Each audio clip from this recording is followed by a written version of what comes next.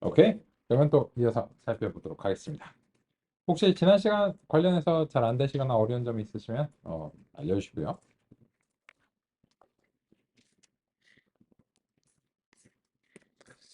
그리고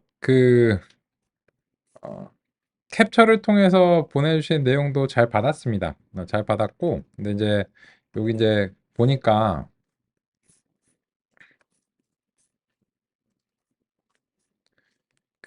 어제 이제 수행했던 요 코드에서 다음과 같이 좀 이제 궁금하신 점이 있어서 보내주셨고, 그리고 이제 캡처를 하실 때 잘 해주신 것 같아요.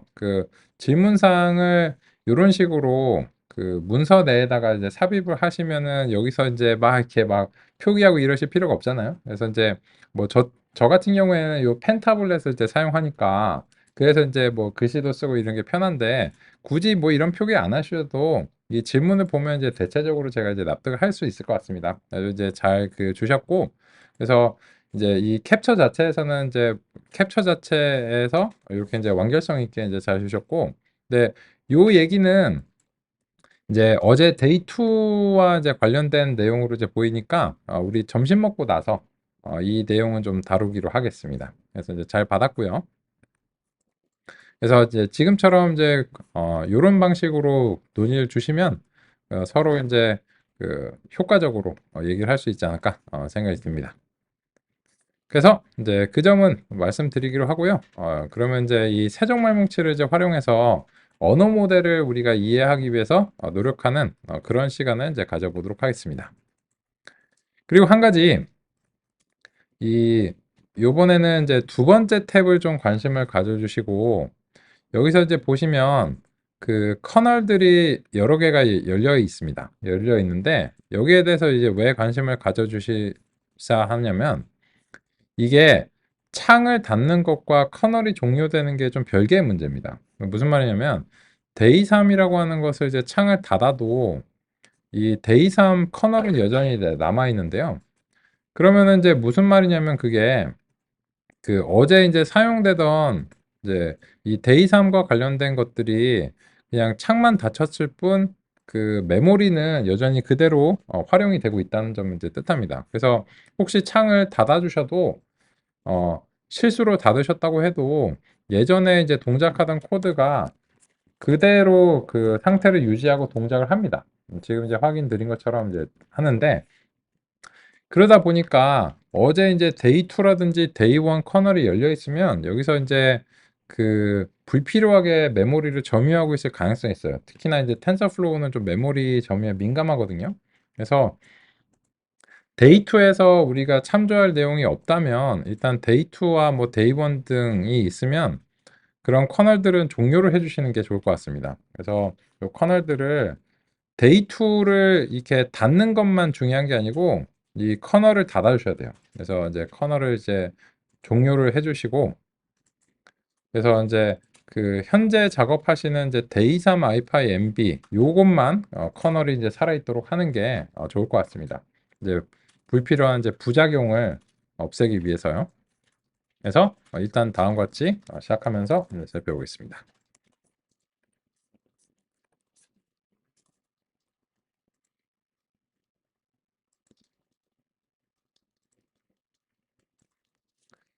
그러면 이제 세종말뭉치가 어떤 것인지는 알았어요. 어떤 것인지는 알았는데 근데 문제는 이런 것들을 일일이 우리가 해독을 해가지고 이런 정보를 추출하려고 하니까는 만드는 것도 어렵지만 여기서 뽑아내는 것도 상당히 좀 까다로울 것 같습니다. 그래서 도구가 필요하죠. 그래서 현재 시점에서 어, 파이썬 패키지 하나를 좀 설치를 하겠습니다. 설치를 위해서 원칙적으로는 이 터미널에서 수행을 하셔야 되는데 좀 번잡스럽기 때문에 이 셀에서 실행하시는 것도 가능해요.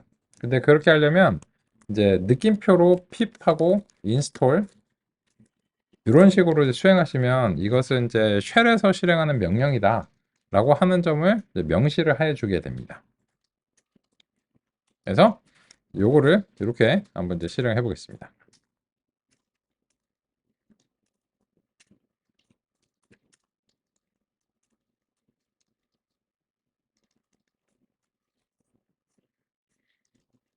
아마도 제 인터넷에 문제가 없는지 좀 확인하면서 해야 되겠네요.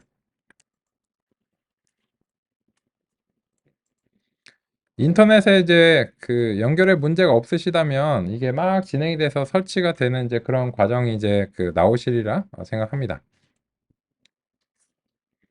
그래서 원래는 어떻게 하셔야 되냐면 이 원래는 이 터미널에 들어가서 해주셔야 돼요. 터미널에 들어가셔서 해주셔야 되는데 비교를 위해서 보여드리면 이게 이제 조금 복잡할 수 있는 게 요 해당 커널을 이제 활성화를 하고 그리고 나서 이제 수행을 이제 해줘야 되기 때문에 그런 점이 좀 이제 까다로울 수 있습니다. 그래서 이제 저 같은 경우에는 네트워크를 이제 복구를 하고 보겠습니다. 지금 이제 인터넷에 문제가 있어가지고 이렇게 되지만 일단 이제 문제가 없으시면 아마 이제 설치가 되실 거고요. 그러면 이제 설치가 되셨는지 확인하는 방법은 파이코 이렇게 해서 임포트가 되는지 한번 확인해 보시겠습니다. 잘 되시나요? 네, 좋습니다. 그래서 여기서 이제 더 막 들어가서 또 막 터미널 열고 하는 게 좀 번잡스러우니까 이제 간단한 패키지를 추가적으로 설치하실 때는 그냥 이런 식으로 수행하시는 게 가능합니다. 그렇고요. 그래서 이제 편의를 도모하겠습니다. 그러면 이 파이코에서 리더가 있고요. 여기서 이제 세종 코퍼스 리더 키를 좀 가져오겠습니다.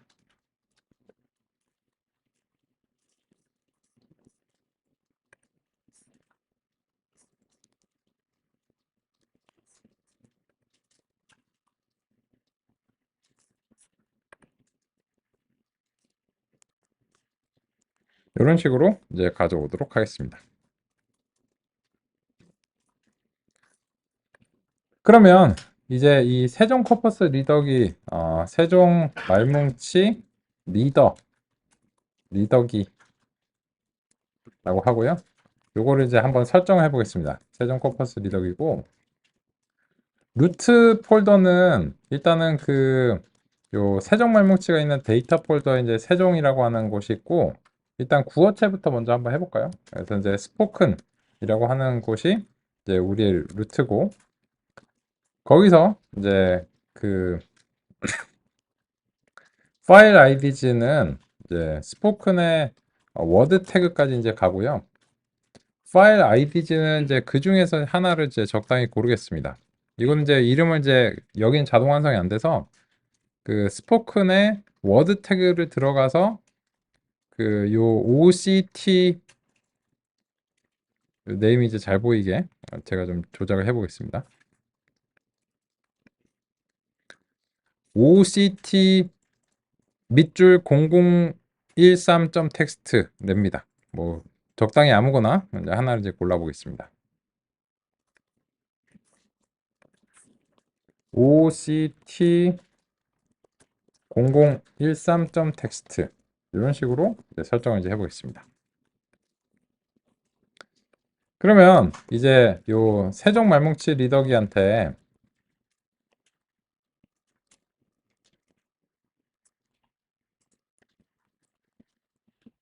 이렇게 한번 해보겠습니다.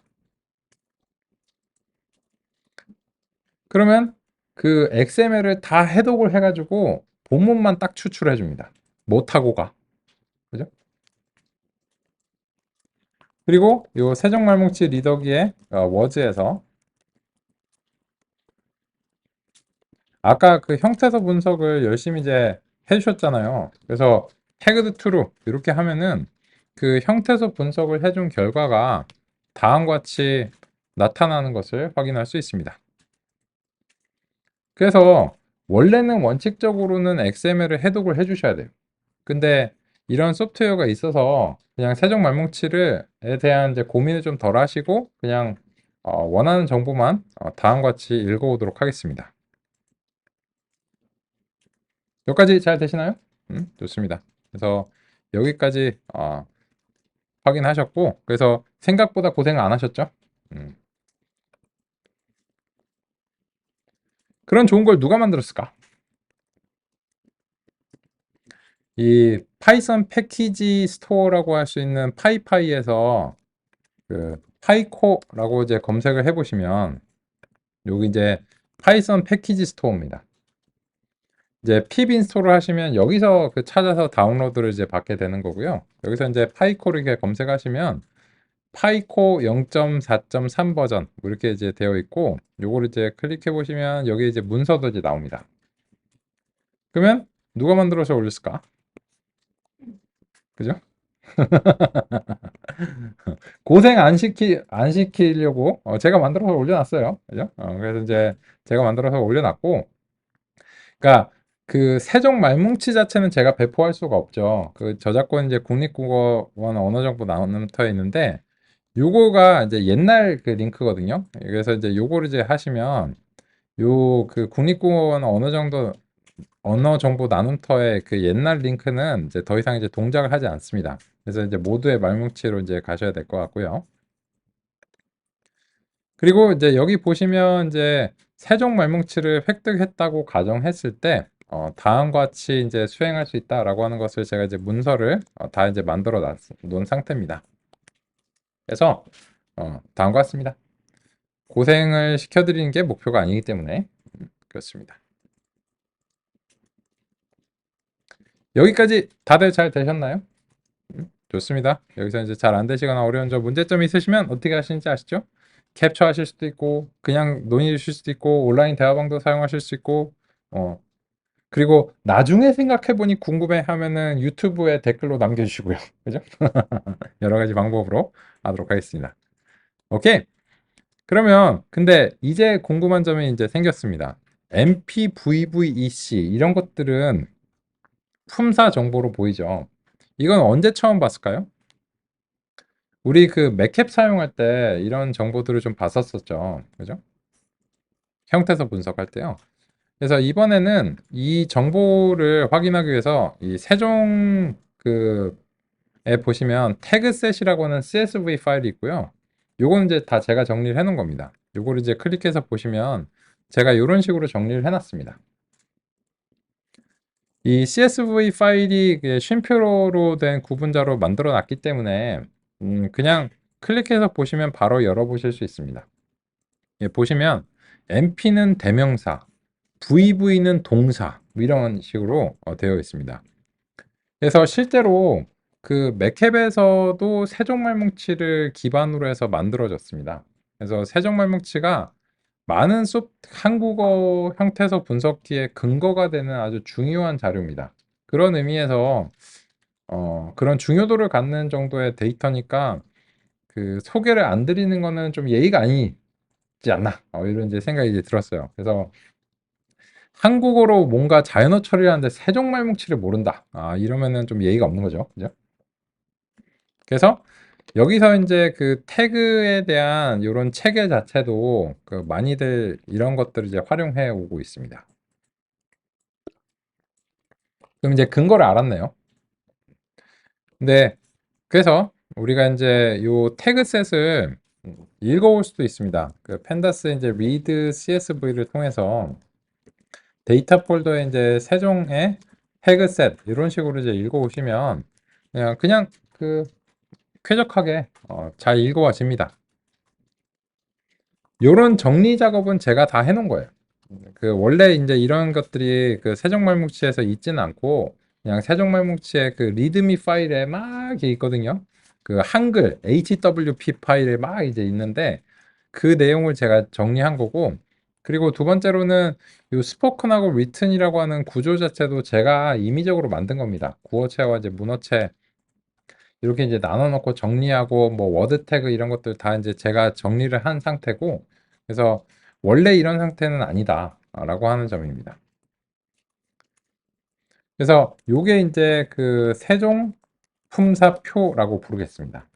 이제 가끔씩 우리가 프로그램적으로 접근이 필요할 때를 대비해서 읽어오면 좋을 것 같습니다.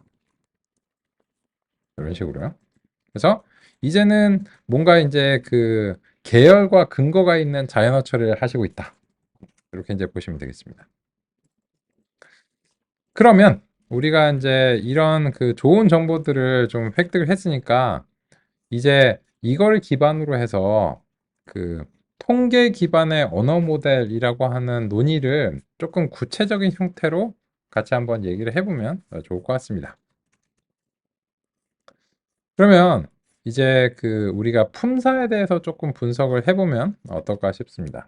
그래서 간단한 분석 목표를 좀 제시를 하고자 합니다. 품사 통계. 아주 이제 간단한 분석 목표죠. 이런 걸로 한번 이제 시작을 해보겠습니다.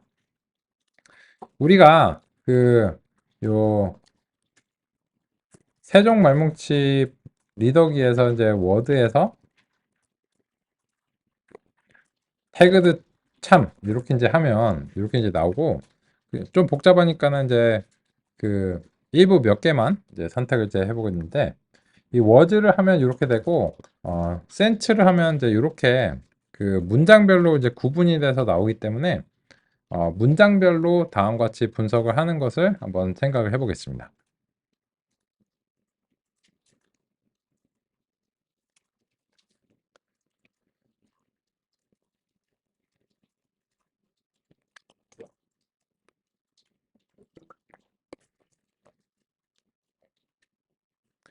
그러면 여기서는 이제 이게 좀 구조가 복잡하다고 생각하실 수 있는데 다음 같은 점을 반영을 했습니다. 제가 이제 읽어올 때는 한국어는 어절하고 형태소가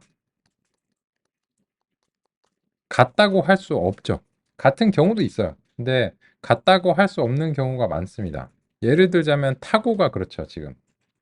그래서 이 세종 말뭉치에서는 이 타고라고 하는 어절을 이제 다음과 같이 형태 분석 수행을 해주신 겁니다. 이런 식으로요. 요거를 형태 분석이라고 부르겠습니다. 형태 분석은 두 가지의 활동을 다 의미합니다. 무엇이냐면 형태소로 나누는 거랑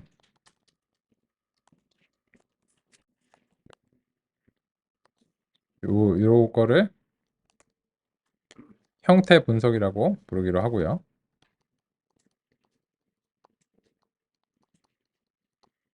형태 분석은 크게 형태소를 이제 분리해내는 작업하고 그리고 그것에 이제 품사를 결정하는 작업 이런 작업을 한데 합쳐서 형태 분석이라고 불러보겠습니다. 그래서 실제로 타고라고 하는 것이 타랑 고로 나눠졌잖아요. 그래서 이제 형태 분석이 된 거고 그리고 이게 타가 VV인데 VV가 뭔가요? 태그셋에 보면 이게 동사죠. 그죠? 타다. 그죠? 이런 식의 이제 동사고 고는 EC래요. EC는 뭔가요? 한번 볼까요? EC, 의씨. 죄송합니다. 그래서 EC는 어말어미래요. 연결어미. 그럼 뭐 타고 하면은 다음 말이 있어야 되잖아요. 말을 끝내. 뭐 거기서 멈춰 이럴 거 아니에요. 그죠? 그래서 이제 연결어미라서 뭐 EC 이런 식으로 표현을 하는 것 같고요. 가 같은 경우에 되게 특이하죠. 가는 어떤가요? 가는 동사예요. 동사. 그리고 아는 EF예요. EF는 이제 뭔가 보니까 요 세종품사부에서 ECEF가 있는데 EF는 어말어미, 종결을 뜻한대요. 근데 이게 되게 특이하네요. 그죠? 가하고 이게 동사인데 가아 이런 건가요? 물음표가 붙기 때문에 이게 이거를 별도로 이런 식으로 종결 어미가 붙어주는 걸로 분석을 하셨어요. 제가 뭐라고 여기에 토를 달겠습니까? 그죠? 국어학 전문가 분들이 이렇게 분석을 하셨다는데 그냥 그런갑다 해야 되겠죠. 그죠? 그래서 이제 이거는 전문가가 그렇답니다. 그래서 우리는 이제 그런갑다 하겠습니다. 그죠? 그래서 이제 이런 것들을 이제 일일이 다 이제 분석을 해주신 그런 상태입니다. 근데 우리가 이제 이 품사 통계에서 그러면 한국어에서 가장 빈번하게 사용되는 품사가 무엇인가? 이런 것들을 같이 한번 이제 통계적으로 한번 집계를 해보자는 거죠. 왜? 이 단어의 이제 통계 기반 언어 모델을 논의하는 데 있어서 근거 자료로 이제 기초 자료로 좀 사용해 보고 싶습니다. 그렇다면 이제 그 우리가 이제 분석의 용이함을 위해서 그 문장으로 했는데 이 워즈를 하게 되면 아까처럼 그냥 문장의 구분 없이 나온다라고 하는 점이 차이점입니다. 그래서 원래는 이 센치를 하게 되면 뭐 타고 가 하고 여기서 그 잘려야 되는데 그게 이제 구분이 없이 그냥 계속 쭉 이어져요. 그래서 전체적인 것을 분석을 할 때는 얘가 한 단계가 좀 적기 때문에 그래서 이제 그 편리할 것 같고 그러면 일단 요거를 하나를 획득을 해보시면 이번에는 뭐만 획득이 됩니다. 문장 단위로 구분이 된 게 아니기 때문에 그렇습니다. 그러면 이 문장 단위로 구분이 되지 않은 요걸 가지고서 먼저 해보면 첫 번째 요거는 타를 가지고 해볼까요? 두 번째 거는 이제 타고 가 할 때 타. 그러면은 첫 번째 거는 어절이고 두 번째 거는 형태 분석이라고 하겠습니다. 이런 식으로. 그죠? 그러면 지금 우리가 원하는 게 뭐냐면 그 품사들을 이제 품사에 대한 통계를 집계하고 싶기 때문에 우리가 이제 원하는 것은 이제 품사 목록을 수집을 하고 싶습니다. 그러면 어절하고 형태 분석에서 어절은 지금 필요 없어요. 그죠? 그래서 이제 이 어절과 형태 분석이 있는데 그러면 형태 분석은 각각 형태소와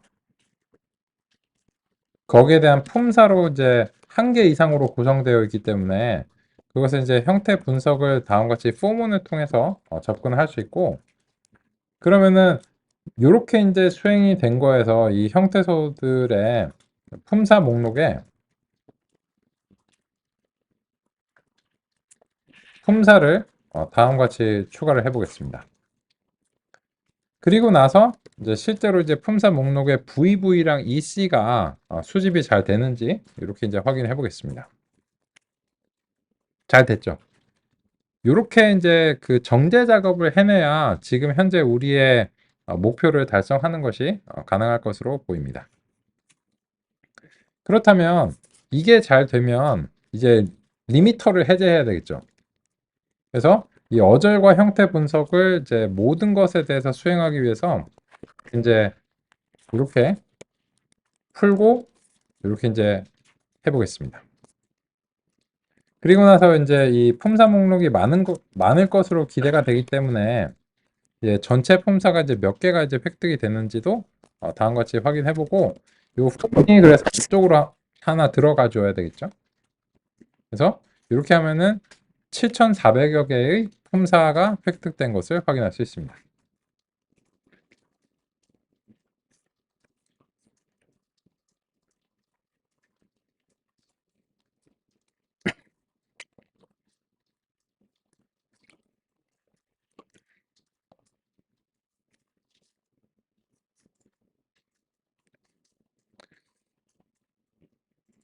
그런데 지금 7,400개 정도의 품사라고 하는 것은 형태소가 7,000개 정도 된다는 얘기잖아요. 7,000개는 형태소 치고는 많지 않죠. 왜일까요? 세종 말뭉치 리더기를 처음에 설정하실 때 대상 파일을 딱 하나로 설정하셨죠. 근데 실제 대상 파일은 수백 개가 있습니다. 그리고 그 용량 자체는 그 수백 메가에 달합니다. 혹은 그 워드 태그까지 구어체와 문어체를 다 합치면 수 기가에 대응합니다. 그런데 그 문어체가 그 뭐 한 1기가 정도에 가깝기 때문에 전체 용량이 원칙은 동일한데 그 우리가 이제 처리하는 시간이 좀 많이 걸릴 것 같아요. 그래서 지금 당장 분석을 수행할 때는 구어체에 대해서만 수행하도록 하겠습니다. 근데 오후 시간에 우리가 임베딩을 형성할 때는 워드2백에서는 실제 세종 말뭉치를 사용할 겁니다. 그래서 한국어에 대한 임베딩을 형성하면서 오후 시간을 알아볼 거기 때문에 그런 이유로 인해서 지금 세종 말뭉치를 도입을 한 겁니다. 언어 모델의 이해와 그리고 워드2백 임베딩의 실제 사례로서 사용하기 위해서 이제 도입을 했다. 이렇게 이제 봐주시면 되겠습니다. 그런데 이 파일들이 수백 개가 있는데 이거를 파일 아이디를 일일이 나열하는 것은 별로 하시고 싶지 않은 작업이죠. 그죠? 그래서 제가 그런 이유로 인해서 이 파일 아이디를 정규식으로 지정하실 수 있도록 제공하고 있습니다. 그래서 아무 글자 한 개 이상이면서 점 텍스트로 끝나는 이런 방식의 정규식으로 이제 바꿔보겠습니다. 그리고 나서 이 세종말뭉치 리더기에서 파일 아이디즈라고 하는 것을 그 개수를 살펴보면 200개가 획득이 된 것을 확인할 수 있습니다. 요거는 정확히 200개여야 돼요.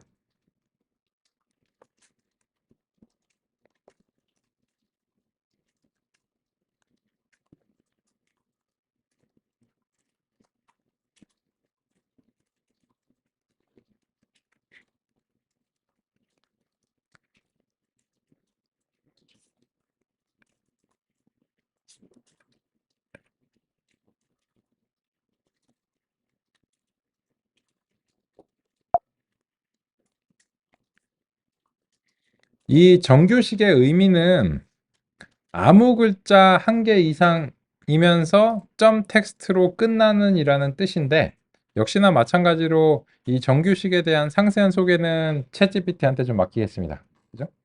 왜냐면 이제 우리 정규식에 대해서는 사전 선수 지식으로 이제 가정하고 있어서요. 이거는 선수 지식 중에서도 파이썬까지 내려가야 되는 거라서요. 그렇습니다. 그러면 이제 이 세종말뭉치 리더기에서 파일 아이디가 200개이기 때문에 너무 많아서 처음 5개 이렇게 이제 해보시면 OCT0013, OCT0014 이런 식으로 그 파일 아이디들이 획득이 된 것을 확인할 수 있죠.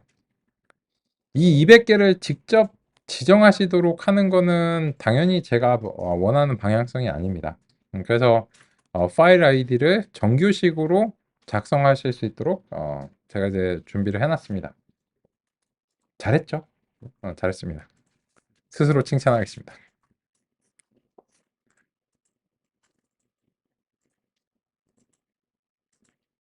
그러면 하셔야 될 일이 뭐냐면 이제 이 세종말뭉치 리더기의 요 내용을 아래쪽으로 파급을 시켜 주셔야 되잖아요. 그죠? 따라서 뭘 하시면 될까요? 런 메뉴에서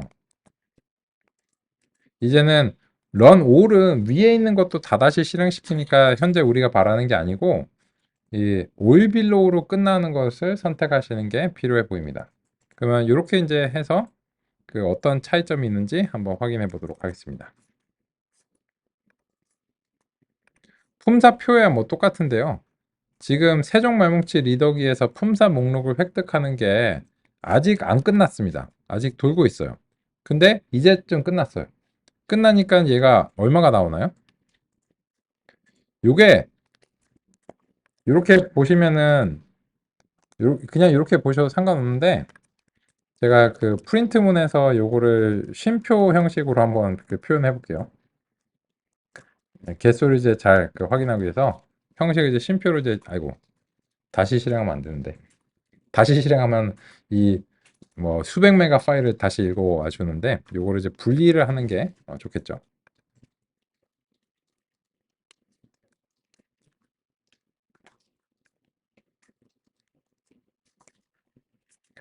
보시면 쉼표가 드래그 한 개 들어가면 1000이고 두 개 들어가면 100만이잖아요. 그래서 이 세종말뭉치 리더기의 대상 파일 자체가 증가하면서 구어체 전체로 이제 증가하면서 이것이 그 160만 개의 형태소를 대상으로 하고 있다라고 하는 그런 점을 이제 확인할 수 있고 따라서 품사 자체도 160만 개를 획득을 한 상태입니다. 여기까지 잘 확인되시나요? 좋습니다.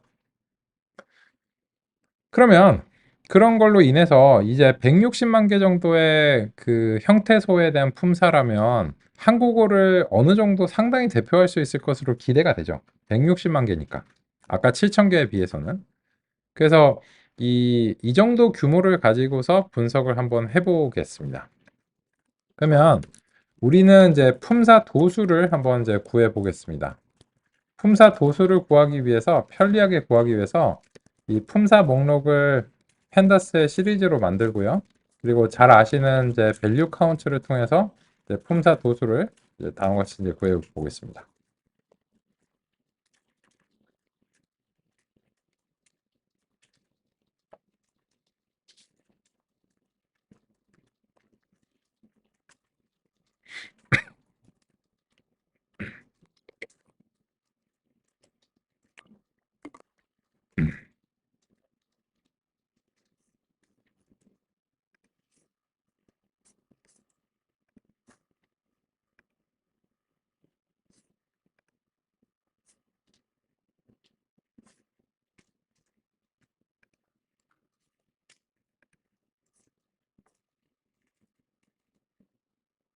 잘 되셨나요?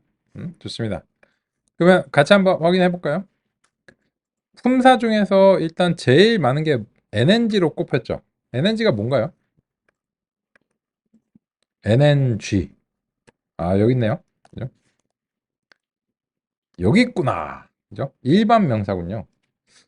우리의 상식에 부합하죠.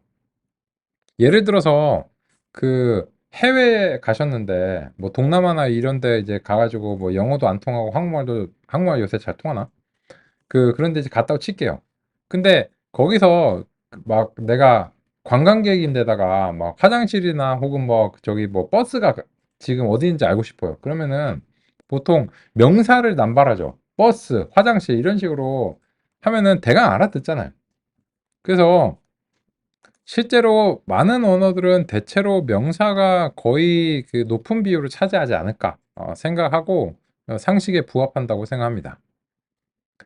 두 번째로 많은 것은 VV로 꼽혔는데 VV는 뭔가요? 그죠? 동사로 보입니다. 그래서 이제 동사고, 그렇죠? 화장실 간다. 그죠? 버스 탄다.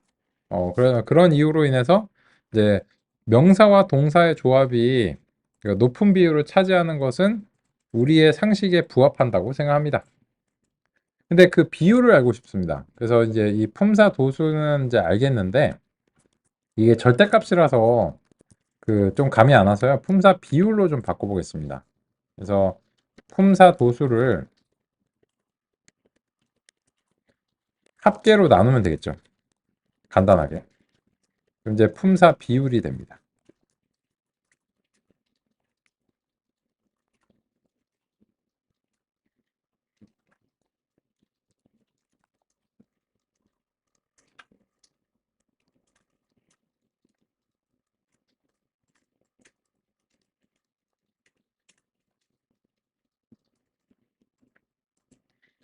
그러면 보시면 명사가 전체에서 14%를 차지한다라고 하는 사실을 확인할 수 있습니다. 그것도 뭐 대략적으로 그럴 것 같아요. 그죠? 그리고 이제 동사가 이제 8% 정도 차지하는데 근데 생각해 보니 조금 이상한 점이 있습니다. 뭐냐면 이런 거죠. 성주 가, 집에 가는데 점점점 이런 식으로 그 문장이 있다라고 한번 생각해 보겠습니다. 그럼 보시면 요, 요 가는 조사죠, 조사. 요 가는요, 동사죠. 그리고 이제 여기에 대한 이제 뭐 어미로 변형이 됐겠죠. 어미. 어미는 이제 뒤에 붙는 꼬리, 꼬리미죠. 근데 명사가 있으면 한국말의 특징 중에 하나가 조사가 좀 따라 붙는 편이거든요. 집, 명사, 조사 따라 붙잖아요. 근데 여기 보니까 조사가 명사랑 1대1 정도는 아니어도 그래도 좀 높은 비율로 나와줘야지 한국어의 특성을 반영한다는 생각이 들거든요. 상식적으로. 근데 지금 이 통계에 안 잡혀요. 그래서 이제 의아합니다. 조사야, 너 어디 갔니? 그래서 이제 이제 아래쪽에 이제 내려갔고, 아, 조사, 여기 찾았네. 조사. 조사 이게 찾았는데. 아, 이 조사들이 JK로 시작하는 애들이에요. 그죠? 왜 JK를 붙였는가? 저도 몰라요. 그냥 뭐 만드신 분들이 이제 했는데 일단 조사해서 그 J로 이제 시작하니까 영어로 표기하면 뭐 이래서 이제 J로 시작은 하겠죠. 그죠? 근데 왜 그게 이제 K인가? 그건 저도 모르겠어요. 그죠? 근데 어쨌든 이제 JK로 시작하는데 영어로는 영어로는 약간 어감이 그러네. 조사 뭐 이런 거네. 그죠? 근데 얘네들을 보니까 얘네가 각계격화된 것 같아요. JK로 시작하는데 주격조사, JK로 시작하는데 복격조사 이런 식으로요. 이런 거는 저도 잘 모르겠어요. 근데 그냥 얘네들은 솔직히 이렇게 자세하게 나누는 거는 그냥 국어학적으로는 이렇게 나누셔야 된다고 당연히 생각하는데 뭐 제가 뭐라고 여기서 토를 달겠어요. 근데 그냥 저 같은 보통 사람의 입장에서는 아우 뭐 그냥 저희는 조사면 됩니다. 그죠? 근데 지금 이런 것들을 아주 상세하게 나누다 보니까는 지금 통계가 조금 덜 잘 반영되지 않나 이런 생각이 들거든요. 그래서 이제 요 그 품사 체계를 보니까 그런 그 패턴을 발견할 수 있어요. 아, 이제 명사는 명사인데 NN으로 시작을 하네요. 근데 얘가 그 GPB 이런 식으로 그 나눴어요. 근데 이 수사는 NR로 다르거든요. 대명사도 NP로 달라요. 근데 얘네들은 대체로 그 요렇게 이제 같은 걸로 좀 간주될 수 있지 않을까 싶은데 보니까 그 품사 체계가 최소 2개의 표기를 사용하고 최대 3개까지를 사용하는데 이게 그 대분류, 중분류, 소분류 이런 식으로 나누는 것 같아요. 그죠? 그래서 요 태그 체계를 너무 소분류까지 내려가니까 그 통계가 너무 이제 그 쪼개지는 그런 느낌이거든요. 그래서 우리는 이제 그런 문제를 조금 극복하기 위해서 여기서 품사를 획득할 때 품사의 처음 2개까지만 이렇게 획득을 해가지고 분석을 다시 한번 좀 수행해 보겠습니다. 처음 2개까지만 이렇게 획득을 하고요. 그리고 나서 이제 여기서부터 그 런올 빌로우를 하겠습니다. 올 빌로우. 그리고 나서 이제 통계가 어떻게 바뀌는지 한번 확인해 보고 싶습니다.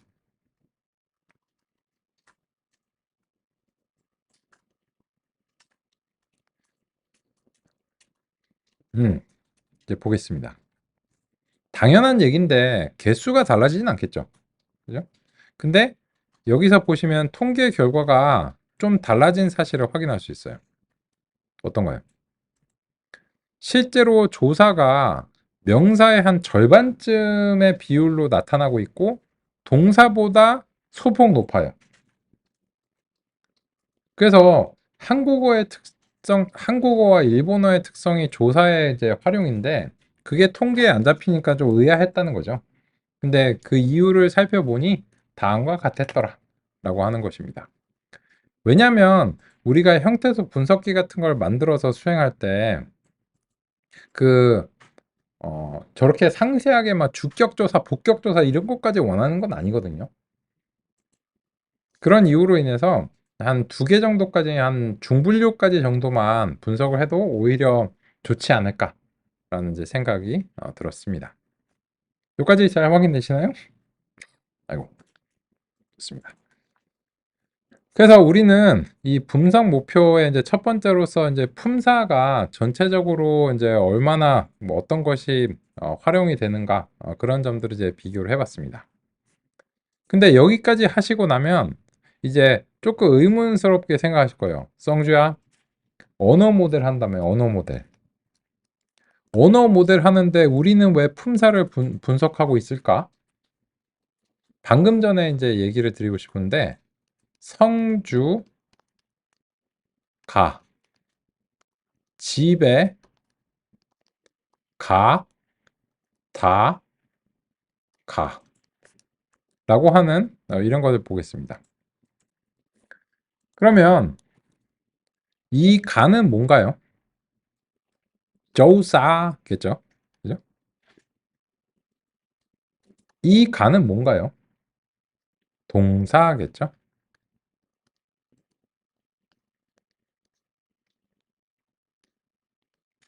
그러면 요 가는 뭔가요? 성주가 집에 가다가 하고 제가 말을 멈췄어요. 그럼 어떻게 느끼시겠어요? 오, 계속 말을 해봐. 이렇게 했죠. 이건 뭐 연결어미나 뭐 이럴 가능성이 있잖아요. 그죠? 정확하게 모르겠지만 어쨌든 동사도 조사도 아닐 거예요. 뭔가 이제 뭐 약간 어미나 뭐 이런 게 아닐까 뭐 싶습니다. 근데 이 얘기를 왜 하는 거야? 왜 할까요? 이거 조사나 동사나 어미라고 어떻게 판정하셨나요? 왜 그렇게 판정하셨나요? 그거 여쭤볼까요? 언어 모델이라고 하는 맥락을 염두에 두시고 생각해 보면 이게 조사인 거는 독립적으로 판정이 불가능합니다. 이것이 이 앞에 명사가 있잖아요. 명사. 예를 들어서 성주 말고 뭐 성준이가 있었어요. 근데 그 성준이가라고 물론 되겠네. 그러면 이 들어가는 이름 말고 다른 게 뭐 있을까? 주성이도 안 되고 찬호가 뭐 이런 식으로요. 그죠? 찬호가 뭐 이런 식으로. 근데 그 이 구체적인 표기가 달라진다고 해도 명사이면 그 다음에 가는 명사 뒤에 붙는 간데 조사겠죠. 따라서 앞에 있는 단어를 보고서 자신의 결정이 되기 때문에 이 품사에 대한 결정 자체는 언어 모델이 의 가정이 잘 맞을 확률이 대단히 높아 보이죠. 그런 이유로 인해서 제가 그 자명하게도 우리가 분석이 가능한 통계적으로 분석만 해도 가능한 이 품사의 예시로서 일단 들고 나온 것이 그런 이유입니다. 다 계획이 있었습니다. 그죠? 그러면 진짜 그럴까요? 그거를 한번 분석해 볼까요? 그래서 우리의 두 번째 분석 목표를 언어 모델적 측면에서 한번 이제 해보겠습니다. 이제 이거는 이제 몸풀기였고요. 이제 분석 목표 특정 형태소의 품사 도수, 품사 분석이죠. 그러면 이런 거죠. 아까처럼 가라고 하는 품사가 있는데 그게 이제 특정 형태소라고 할게요. 가라고 하는 형태소가 있는데 그 가라고 하는 형태소가 위치와 맥락에 따라서 품사가 달라진다라고 하는 사실을 우리가 통찰했잖아요. 그러면 그게 얼마나 그런 것이 어떤 비율로 되어 있는가 이런 것들을 좀 얘기를 해보겠습니다. 그러기 위해서 이번에는 아까 그 품사 분석하신 이 품사 목록에 거의 비슷해요. 거의 비슷하고 요거를 복사한 다음에 여기다가 이제 그 붙여 넣겠습니다. 그러면 특정 형태소인 경우에만 수집하고 싶어서 여기다가 하나 추가하겠습니다. if 형태소가 특정 형태소인 경우에만 그런 경우에만 내가 품사 목록을 수집을 하고 싶다. 수정 얼마 안 되죠. 그렇고 이게 이제 그 계속해서 이제 전역에서 수행이 되면 변수들이 뭐 겹친다든지 부작용들이 좀 많이 생기니까 요거를 그 함수로 좀 만들게요. 형태소별 품사 목록 이런 식으로 하고 특정 형태소 여기서는 특정 형태소 이렇게 이제 해서 지정할 수 이제 있게 하고 그리고 나서 이제 그 결과는 이제 분석은 네가 알아서 해라 라고 하는 측면에서 그냥 품사 목록을 이제 반환해주는 이런 식으로 이제 해보겠습니다. 그러면 이제 보통 이제 함수로 만들면 이제 지역 변수화가 되기 때문에 그 전역에 있는 변수랑 겹친다든지 이런 문제를 좀 회피할 수 있어서 대체적으로 이제 권장이 되죠. 조금 복잡할 때는. 물론 세종말뭉치 리더기는 요거 자체는 그 전역에 있는 것을 참조하는 상황입니다. 근데 우리가 뭐 개발을 하려고 하는 용도는 아니기 때문에 아주 엄격하게 그 하진 않겠습니다. 그래서 편의를 도모하기는 정도로 이제 보시면 되고요. 그럼 이제 이번에는 가 형태소 목록인 거죠.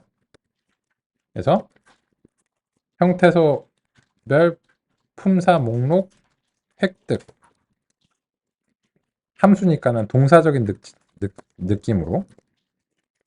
그러면 특정 형태소를 가로 이렇게 이제 하겠습니다.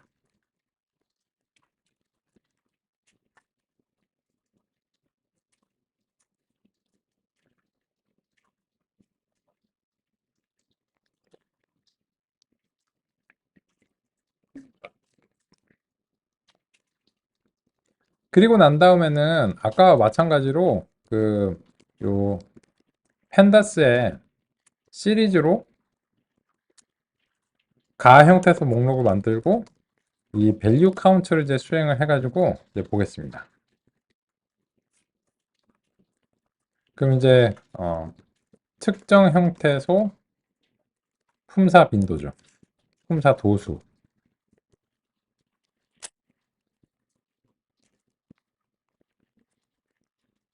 그리고 그거를 아까와 마찬가지로 특정 형태소 품사 도수의 비율로 좀 바꿔보겠습니다.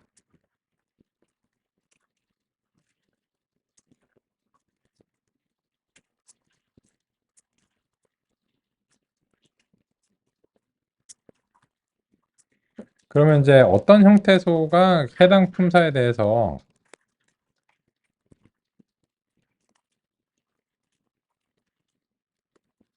가죠, 가.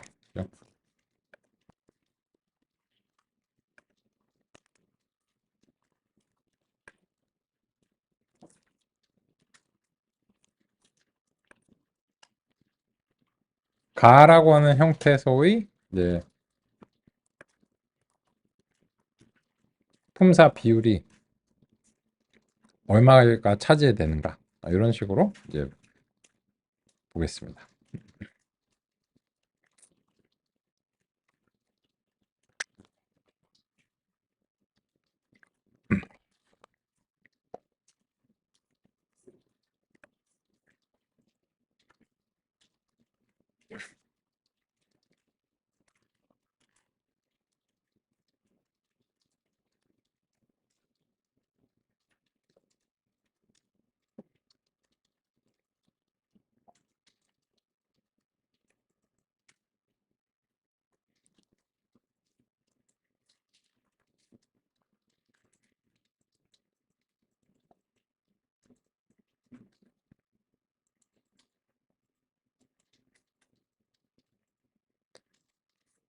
그럼 같이 한번 얘기해 볼까요? 지금 가라고 하는 형태소에서는 JK가 80%에 달해요. 그죠? 그러니까 가라고 하는 표기 형태소가 나오면 이거의 품사가 뭘까라고 누군가 물어보면 조사로 찍으면은 10 중에 8번은 맞는다는 얘기죠. 그리고 나머지 20%는 뭔가요? VV 동사죠. 집에 간다 할 때 그 이제 동사고 VX랑 뭐 JX 이런 것들이 이제 있어요. 그죠? 그거는 이제 여기서 이제 VX, JS 보면 보조 영원. 그죠? JX는 이제 조사, 보조사 뭐 이런 것들이죠. 그래서 뭐 그런 것들인데 그런 것들은 비중이 아주 낮아요. 1%도 이제 안 되고 대체로 뭐 VX 정도까지 1%고 사실 이제 조사와 동사로 거의 100%를 이제 거의 차지하고 나머지는 극히 한 1%, 나머지 것들은 이제 잡다구리한 1%들이 있는 편입니다. 그죠? 그래서 우리가 어떤 특정한 형태소는 이제 그 어느 한쪽으로 지금 품사가 여러 개일 수도 있는데 이 품사들이 지금 8대 2 정도의 이제 비율이니까 찍어서 맞추자면은 얘가 이제 조사이지만 이 둘 중에서 정확하게 하자면 뭘 봐야 될까요? 그것은 이제 맥락을 볼 수밖에 없습니다. 따라서 이거를 이제 명확하게 결정하기 위해서는 그 어떤 단어에 대해서 이전의 맥락을 볼 수밖에 없다는 거예요. 그죠? 이거인가 저거인가를 결정하기 위해서입니다. 그런 의미에서 이런 품사가 우리의 언어 모델을 이해하고 실제로 언어 모델의 효과를 활용하는 데 있어서는 참고가 될 수 있다라고 생각합니다. 쉬는 시간 이후에 이어서 우리 살펴보겠습니다.